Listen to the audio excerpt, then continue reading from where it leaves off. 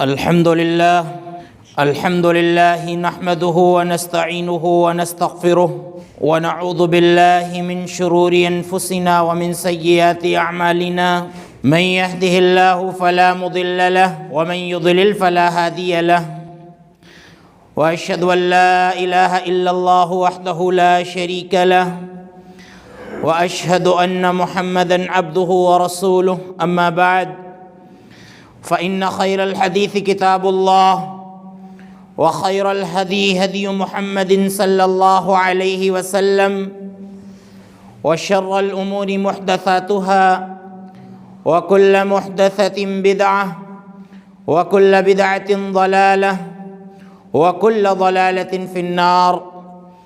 أعوذ بالله من الشيطان الرجيم. بسم الله الرحمن الرحيم. زين للناس حب الشهوات من النساء والبنين والقناطير المقنطرة من الذهب والفضة والخيل المسومة والأنعام والحرث ذلك متاع الحياة الدنيا والله عنده حسن المآب. معزز اسلامی و دینی بھائیوں، خطبہ مسنونہ کے بعد میں نے آپ کے سامنے سورہ آل عمران کی ایک آیت تلاوت کی ہے جس میں اللہ رب العالمین نے دنیا کی 6 چیزوں کا ذکر کیا ہے.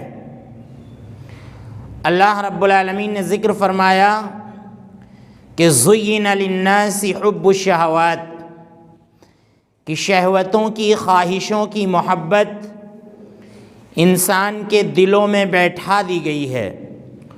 لوگوں کے دلوں میں خواہشات کی محبت ڈال دی گئی ہے. آگے اللہ رب العالمین نے ان مرغوب چیزوں کا ذکر کیا ہے، جو چیزیں انسان کو پسند ہوتی ہیں، انسان کو محبوب ہوتی ہیں. اللہ رب العالمین نے ان 6 چیزوں کا ذکر کیا ہے.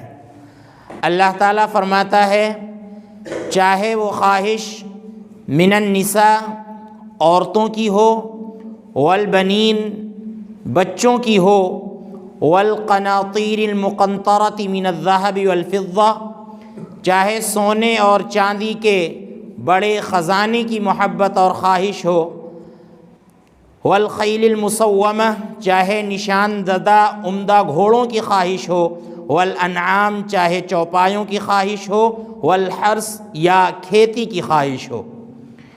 اللہ رب العالمین نے دنیا کی 6 چیزوں کا ذکر کیا ہے. اس کے بعد اللہ نے فرمایا کہ ذالک متاع الحیات الدنیا، یہ تو حقیقت میں دنیاوی زندگی کا ساز و سامان ہے. واللہ عندہ حسن المآب، اور بہترین ٹھکانہ تو اللہ رب العالمین کے پاس ہی ہے. اللہ رب العالمین نے 6 چیزوں کا ذکر کیا ہے کہ جن سے محبت میں اعتدال ہونا چاہیے، ان سے محبت کرنے میں اور ان کو مرغوب رکھنے میں انسان کے اندر اعتدال ہونا چاہیے، توازن ہونا چاہیے، میانہ روی ہونا چاہیے. یہی 6 چیزیں ہیں جن کو برت کر انسان دنیا کے اندر اللہ رب العالمین کی خوشنودی حاصل کر سکتا ہے، اللہ رب العالمین کو خوش کر سکتا ہے. اور یہی 6 چیزیں ہیں جن کا بالخصوص اللہ رب العالمین نے ذکر فرمایا ہے. ان کو برت کر اور اس انداز سے برت کر کہ انسان اللہ رب العالمین کو ناراض کر بیٹھے، ان کی محبت اپنے دل میں اتنی زیادہ رچا بسا لے کہ اللہ رب العالمین کی پرواہ نہ کرے، اللہ رب العالمین کی عبادت کی پرواہ نہ کرے، صدقات و خیرات کی پرواہ نہ کرے، اور انہی 6 چیزوں کی محبت اگر اپنے دل میں بٹھا لے تو اللہ رب العالمین کے عذاب کا باعث یہی 6 چیزیں بن سکتی ہیں. تو ان 6 چیزوں کا ذکر اللہ رب العالمین نے رحمت کے طور پر بھی ذکر کیا ہے، اور اللہ کے رسول صلی اللہ علیہ وسلم نے بھی ان چیزوں کو پسند کیا ہے. اللہ کے رسول صلی اللہ علیہ وسلم نے فرمایا جیسا کہ ان 6 چیزوں میں سب سے پہلے عورتوں کا ذکر کیا گیا. اللہ کے نبی صلی اللہ علیہ وسلم فرماتے ہیں کہ حبب الی النساء، کہ میرے نزدیک عورتوں کی محبت کو میرے لیے مزین کر دیا گیا ہے. عورتوں کی محبت یہ مجھے مرغوب ہے، مجھے بہت پسند ہے. اور اسی طرح سے اللہ کے رسول صلی اللہ علیہ وسلم نے فرمایا کہ مال کی محبت کو بھی میرے اندر بیٹھا دیا گیا ہے۔ مال کی محبت بھی اللہ کے رسول صلی اللہ علیہ وسلم کو تھی، لیکن آپ صلی اللہ علیہ وسلم کے یہاں حد درجہ مال کی محبت میں اعتدال پایا جاتا تھا۔ کبھی ایسا نہیں ہوا کہ اللہ کے رسول صلی اللہ علیہ وسلم مال کی محبت میں اللہ رب العالمین کو فراموش کر بیٹھے ہوں۔ ایسا کبھی نہیں ہوا کہ اللہ کے نبی صلی اللہ علیہ وسلم نے عورتوں کی محبت میں اللہ رب العالمین کی عبادت میں کوتاہی کی ہو، یا عورتوں کی محبت میں آ کر اللہ رب العالمین کی نافرمانی کی ہو۔ ایسا اللہ کے رسول صلی اللہ علیہ وسلم کبھی نہیں کرتے تھے۔ تو اب آئیے ہم ان 6 چیزوں میں سے ایک ایک چیز کے بارے میں دیکھتے ہیں کہ شریعت میں ان چیزوں کا کیا حکم ہے، اور اللہ کے رسول صلی اللہ علیہ وسلم نے ان چیزوں کے بارے میں کیا حکم دیا ہے، اور اللہ کے رسول صلی اللہ علیہ وسلم نے ان 6 چیزوں کا استعمال کیسے کیا ہے۔ تو اللہ رب العالمین نے سب سے پہلے عورتوں کی محبت کا ذکر کیا ہے کہ عورتوں کی محبت لوگوں کے ذہن میں اور لوگوں کے دلوں میں بٹھا دی گئی ہے۔ اللہ کے رسول صلی اللہ علیہ وسلم نے خواتین کے بارے میں بہت کچھ بیان فرمایا ہے۔ اللہ کے نبی صلی اللہ علیہ وسلم نے فرمایا کہ الدنیا کلھا متاع وخیر متاع الدنیا المرأۃ الصالحہ، کہ یہ پوری دنیا یہ فائدہ اٹھانے کا سامان ہے، پوری دنیا فائدہ اٹھانے کا سامان ہے۔ یہاں کی جتنی بھی چیزیں ہیں انسان ان سے فائدہ اٹھاتا ہے۔ اللہ کے نبی صلی اللہ علیہ وسلم نے فرمایا وَخَيْرُ مَتَاعِ الدُّنْيَا الْمَرْأَةُ الصَّالِحَةُ، لیکن دنیا کے اندر فائدہ اٹھانے کا جو سب سے اچھا اور بہتر سامان ہے وہ نیک اور اچھی عورت ہے۔ اللہ کے نبی صلی اللہ علیہ وسلم نے فرمایا کہ سب سے اچھی عورت یہ فائدہ اٹھانے کا سب سے اچھا سامان ہے۔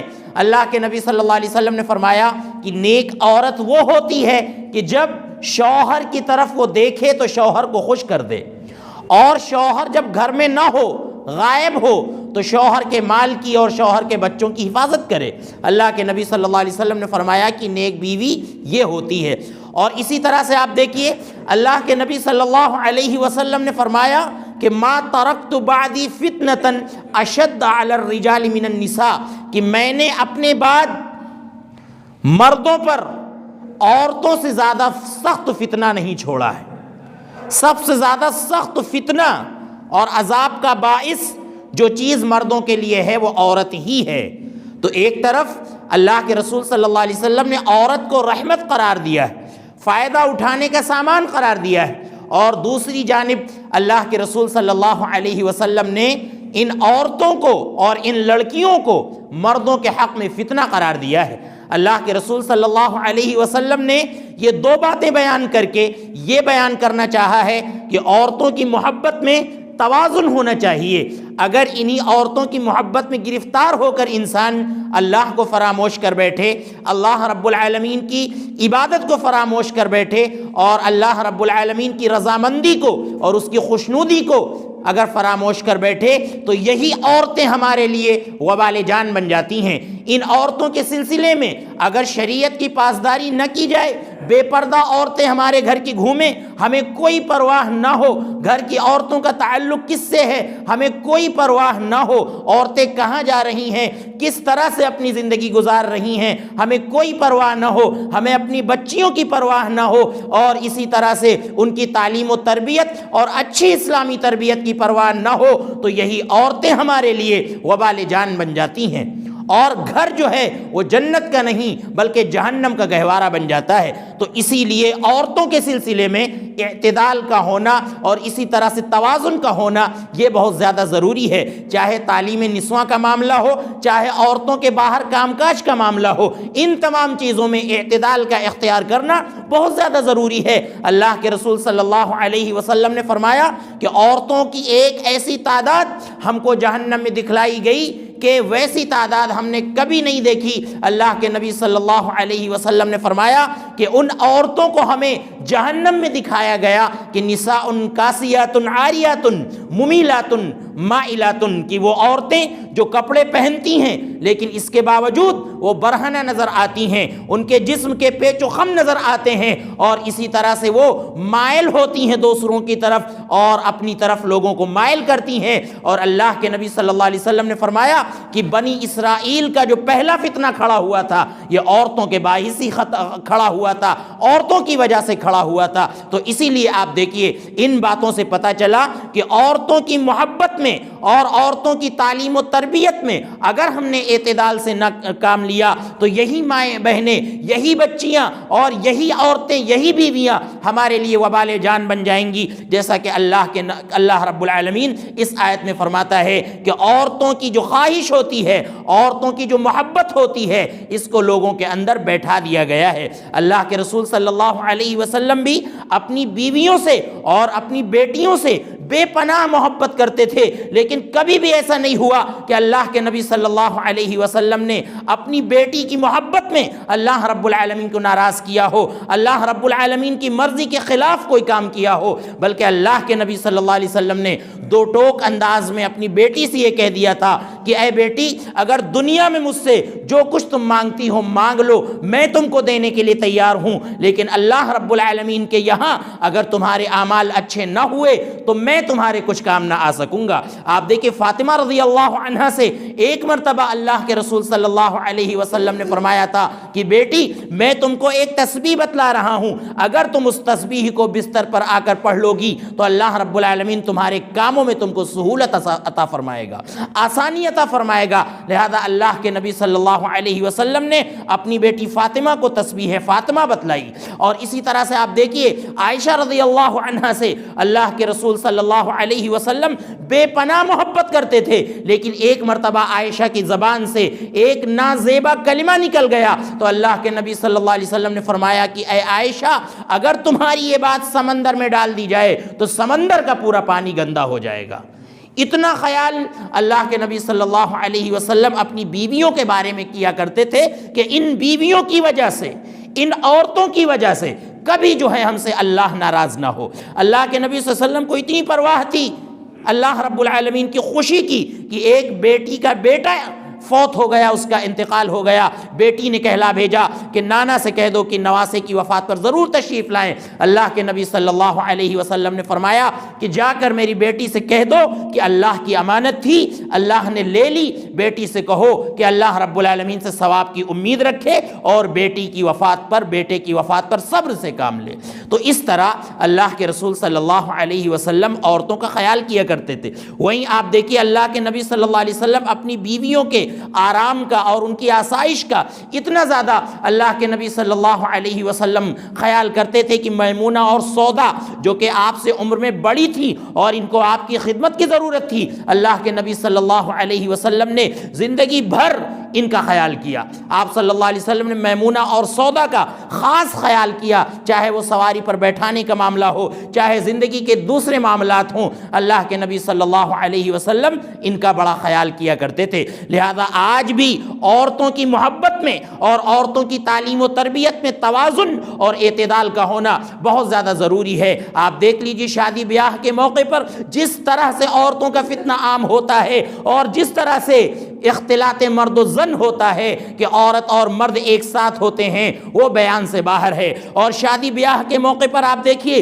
کس طرح سے بے محابہ بے پردہ ہمارے گھر کی عورتیں اور ہماری بچیاں جاتی ہیں، یہ بھی بیان سے باہر ہے۔ لہذا ان پر قدغن لگانا اور ان کو قابو میں رکھنا یہ بہت زیادہ ضروری ہے۔ اللہ کے نبی صلی اللہ علیہ وسلم نے فرمایا کہ اچھی بیوی وہ ہے جو اپنے شوہر کے لیے تیار ہو، اپنے شوہر کے لیے سجے، اپنے شوہر کے لیے سنورے۔ ایسا شخص، ایسی بیوی اچھی بیوی مانی گئی ہے۔ اللہ کے نبی صلی اللہ علیہ وسلم نے فرمایا کہ جب ایک عورت بے پردہ ہو کر، سج سور کر اور زیوروں سے آراستہ ہو کر اور کھنکدار زیور پہن کر جب نکلتی ہے، اللہ کے نبی فرماتے ہیں کہ استشرفہ الشیطان، شیطان اس کے پیچھے لگ جاتا ہے، شیطان اس کے پیچھے لگ جاتا ہے۔ اور اسی طرح سے آپ دیکھیے اللہ رب العالمین نے ہدایت دیتے ہوئے فرمایا کہ وَقُلْ لِلْمُؤْمِنَاتِ يَغْضُضْنَ مِنْ أَبْصَارِهِنَّ وَيَحْفَظْنَ فُرُوجَهُنَّ کہ اے نبی صلی اللہ علیہ وسلم آپ جو ہے مومن کی عورتوں سے کہہ دیجئے، ماؤں اور بہنوں سے کہہ دیجئے کہ وہ اپنی نگاہیں نیچی رکھا کریں۔ اور اللہ رب العالمین نے اللہ کے نبی صلی اللہ علیہ وسلم کی بیویوں کو مخاطب کر کے فرمایا کہ وَلَا تَبَرَّجْنَ تَبَرُّجَ الْجَاهِلِيَّةِ الْأُولَى وَأَقِمْنَ الصَّلَاةَ وَآتِينَ الزَّكَاةَ کہ اے نبی کی بیویوں تمہارا مقام قوم میں بڑا اونچا ہے، تمہارا مقام امت میں بڑا اونچا ہے، لہذا زمانے جاہلیت کی طرح تم سج سنور کر باہر نہ نکلا کرو۔ نبی کی بیویوں کو یہ پیغام دیا، اور نبی کی بیویوں کو پیغام دے کر اللہ رب العالمین نے پوری قوم کو یہ پیغام دیا کہ جب نبی کی بیویوں کو اس قدر ہدایت کی جا رہی ہے تو اور عورتوں کو اور زیادہ خیال رکھنا چاہیے۔ لہذا عورتوں کے سلسلے میں اعتدال سے کام لینا یہ بہت زیادہ ضروری ہے۔ آپ دیکھیے پہلی چیز تھی جس کی محبت ہمارے دلوں میں بیٹھائی گئی ہے اور اس میں اعتدال ہونا چاہیے۔ دوسری چیز اللہ رب العالمین نے ذکر فرمائی والبنین، بچوں کی محبت بھی انسان کے اندر بیٹھا دی گئی ہے۔ بچوں سے انسان بہت خوش ہوتا ہے، اور بچوں کی اچھی تعلیم اور اچھی تربیت یہ انسان کو جنت تک پہنچا دیتی ہے۔ بلکہ اللہ کے نبی صلی اللہ علیہ وسلم نے فرمایا کہ یہ بیٹا ایک نیک بیٹا جو باپ چھوڑ کر جاتا ہے اس کا ثواب اسے مرنے کے بعد بھی ملتا رہتا ہے۔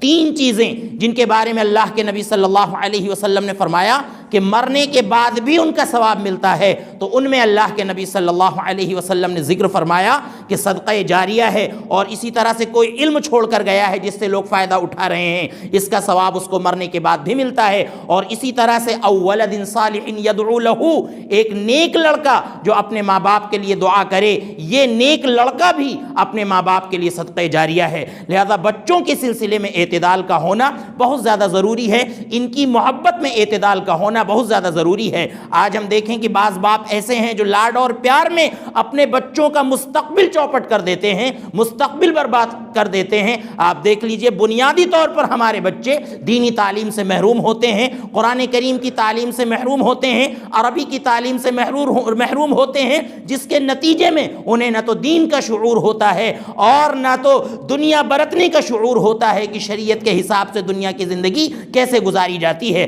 آج آپ دیکھ لیجیے گاؤں دیہات اور ہمارے محلوں میں مکاتب کا فقدان ہے، مکاتب نہیں ہے۔ ایک وقت تھا کہ بچے مدرسوں میں جاتے تھے اور مکاتب میں جاتے تھے، وہاں پر جا کر بنیادی تعلیم حاصل کرتے تھے، اور بڑے اساتذہ کا تجربہ یہ رہا ہے کہ جن گاؤں اور محلوں میں مکاتب چلتے تھے وہاں پر بچے الف بے کی تعلیم حاصل کر کے قرآن کریم ناظرہ کی تعلیم حاصل کرتے تھے، تو وہاں کے بچے مدارس میں زیادہ آتے ہیں، مدارس میں زیادہ آتے ہیں اور بڑے علماء بن کر نکلتے ہیں۔ لیکن جہاں پر مکاتب کا فقدان ہے، مکتب کا نظام نہیں ہے، بچوں کی تعلیم کا نظام نہیں ہے، قرآن کریم ناظرہ پڑھانے کا نظام نہیں ہے، وہاں جب بنیادی تعلیم سے بچے محروم ہوتے ہیں تو پھر وہ آگے کی تعلیم بھی حاصل نہیں کر پاتے ہیں۔ آپ دیکھیے موبائل وغیرہ کے سلسلے میں اعتدال کا نہ ہونا، توازن کا نہ ہونا، اس چیز نے ہمارے بچوں کو کتنا زیادہ بگاڑ کر رکھ دیا ہے۔ بچے کہاں جا رہے ہیں ماں باپ کو کچھ پرواہ نہیں ہے، لہذا بچوں کے سلسلے میں اعتدال کا ہونا بہت ضروری ہے،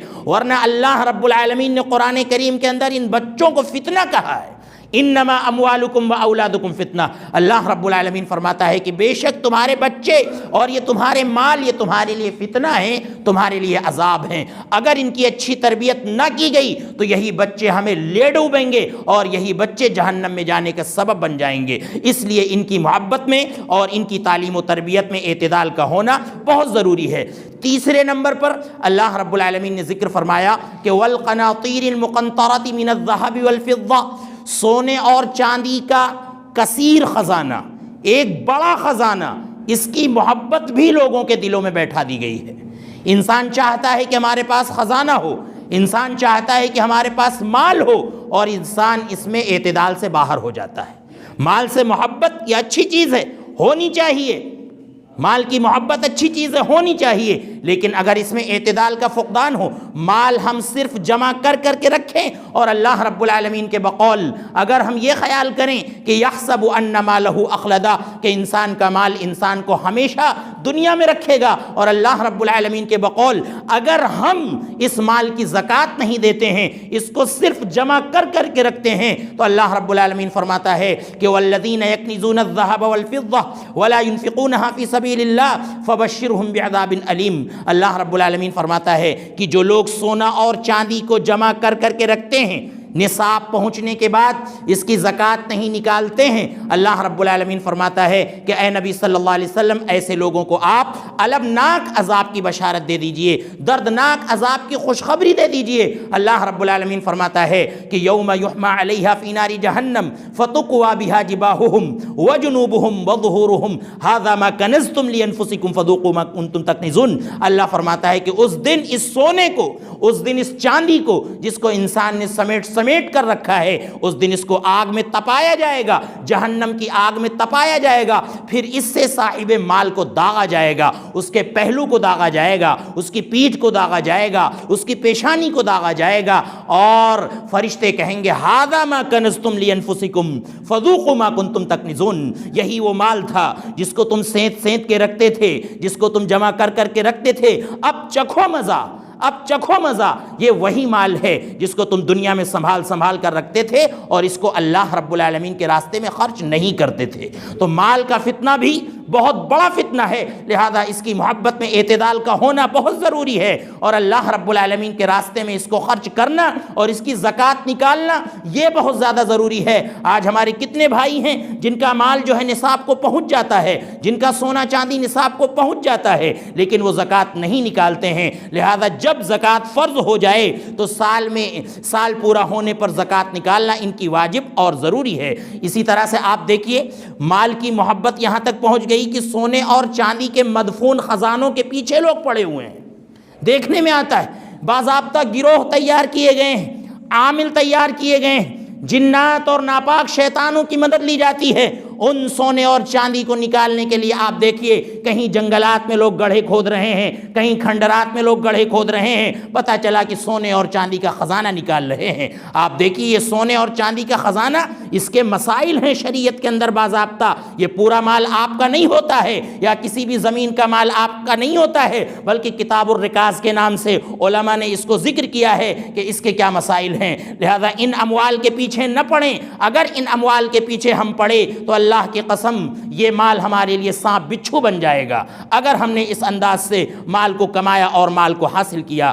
تو یہ تیسری چیز ہے اللہ رب العالمین نے ذکر فرمائی کہ مال کی محبت بھی، سونے اور چاندی کے مدفون خزانوں کی محبت بھی انسان کے اندر بیٹھا دی گئی ہے، لیکن اس کے اندر بھی اعتدال کا قائم کرنا یہ بہت زیادہ ضروری ہے۔ اسی طرح سے اللہ رب العالمین نے چوتھی چیز ذکر فرمائی کہ والخیل المسومہ، نشان زدہ عمدہ گھوڑے، اس کی محبت بھی لوگوں کے اندر بیٹھا دی گئی ہے۔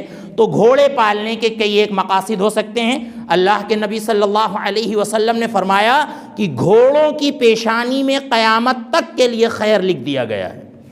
گھوڑوں کی بڑی فضیلت، اللہ کے رسول صلی اللہ علیہ وسلم کے زمانے میں گھوڑے پالے جاتے تھے، اور آپ صلی اللہ علیہ وسلم نے باضابطہ گھوڑے پالنے کا حکم دیا ہے۔ اگر اچھے مقصد سے ان کو پالا جاتا ہے، اچھے انداز میں اگر ان کو رکھا جاتا ہے تو یہ گھوڑے ہمارے لیے خیر بن سکتے ہیں۔ اور اگر فخر و مباحات کے لیے ہم پالتے ہیں، اور غرور کرنے کے لیے ہم پالتے ہیں، اور محض مال کی بڑھوتری کے لیے اگر ہم پالتے ہیں تو یہی گھوڑے ہمارے لیے وبال جان بن سکتے ہیں۔ آپ دیکھیں اللہ رب العالمین نے قرآن کریم کے اندر گھوڑوں کی قسم کھائی ہے، والعادیات ضبحا۔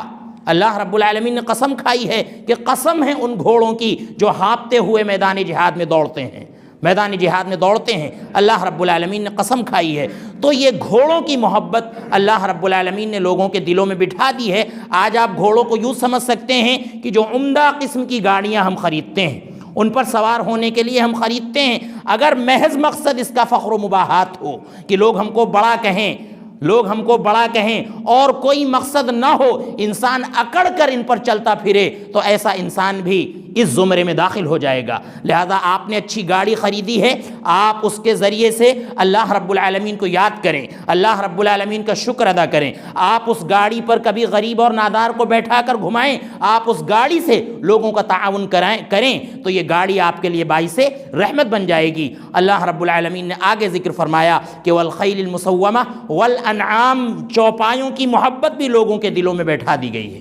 چوپایوں کی محبت یعنی اونٹ کی محبت، اسی طرح سے بکری کی محبت، گائے کی محبت اور جو دوسرے چوپائے ہیں ان کی محبت کو اللہ رب العالمین نے لوگوں کے دلوں میں بیٹھا دیا ہے، تو ان سے انسان کو محبت ہوتی ہے۔ اور آپ دیکھ لیجئے ان کے دودھ کے بارے میں اللہ رب العالمین نے ذکر فرمایا کہ من بین فرث ودم لبنا خالصا سائغا للشاربین، کہ ہم نے ان جانوروں کے اندر دودھ پیدا کیا، اور وہ دودھ جو ہے وہ گوبر اور خون کے درمیان پیدا ہوتا ہے۔ یہ اللہ رب العالمین کی کتنی بڑی قدرت ہے کہ اسی پیٹ میں فضلہ بھی ہے، گوبر بھی ہے، اسی پیٹ میں خون بھی ہے، اور اسی پیٹ میں سفید دودھ بھی ہے۔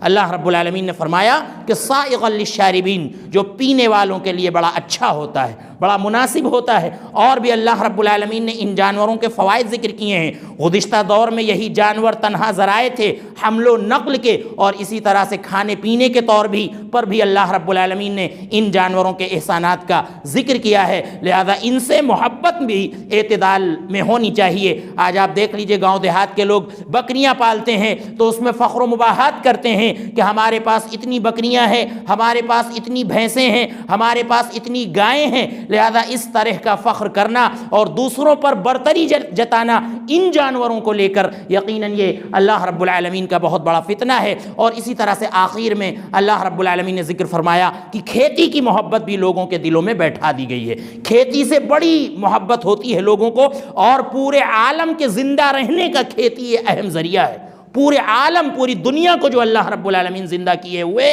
اسی کھیتی کی بنا پر زندہ کیے ہوئے، اسی لیے کھیت کی محبت میں بھی اعتدال کا ہونا بہت ضروری ہے۔ کتنی لڑائیاں ہوتی ہیں کھیتوں کو لے کر، پانی سینچنے کو لے کر، اور کھاد وغیرہ کو لے کر، اور جو آلات ہیں کھیتی کرنے کے ان کو لے کر کتنی لڑائیاں ہوتی ہیں۔ آپ دیکھ لیجئے گاؤں دیہات میں، اور کتنے مقدمات عدالتوں میں چل رہے ہیں۔ لہذا کھیتی کی محبت کو لے کر اعتدال کا ہونا یہ بہت زیادہ ضروری ہے۔ ناجائز زمین پر قبضے کا معاملہ ہو، اور زمین کو ہڑپنے کا معاملہ ہو، یا میڑ اور زمین کی علامتوں کو کاٹنے کا معاملہ ہو، یہ ساری چیزیں لوگوں میں پائی جاتی ہیں۔ لہذا اعتدال کا ہونا اور شریعت کے مطابق کھیتی کرنا اور ان کا استعمال کرنا یہ ہمارے لیے واجب اور ضروری ہے۔ اللہ نے فرمایا کہ یہ سب دنیاوی زندگی کا ساز و سامان ہے، اور اصل سامان اور اصل اچھا ٹھکانہ تو اللہ رب العالمین کے پاس ہی ہے۔ لہذا وہ جو اللہ رب العالمین کے پاس جو ٹھکانہ ہے اس کو ہمیں طلب کرنا چاہیے، ان چیزوں کو استعمال کر کے۔ اللہ رب العزت ہمیں اس بات کی توفیق عطا فرمائے۔ اللہ رب العزت ہمیں ان دنیاوی چیزوں کو صحیح انداز میں برتنے کی توفیق عطا فرمائے۔ اللہ رب العالمین ان تمام چیزوں کی محبت میں اعتدال سے کام لینے کی توفیق عطا فرمائے۔ اللہ رب العالمین ہمیں دین پر ثابت قدمی عطا فرمائے۔ اے اللہ، جن بھائیوں نے دعا کی گزارش کی ہے ان کی تمام جائز تمناؤں کو قبول فرما۔ اگر وہ بیمار ہیں تو انہیں شفائے کاملہ عاجلہ عطا فرما۔ اے اللہ، جب تک ہمیں اس دنیا میں رکھ، ایمان کی حالت میں رکھ، جب ہمارا خاتمہ ہو ایمان کی حالت میں ہو۔ آمین۔ وآخر دعوانا ان الحمد للہ رب العالمین۔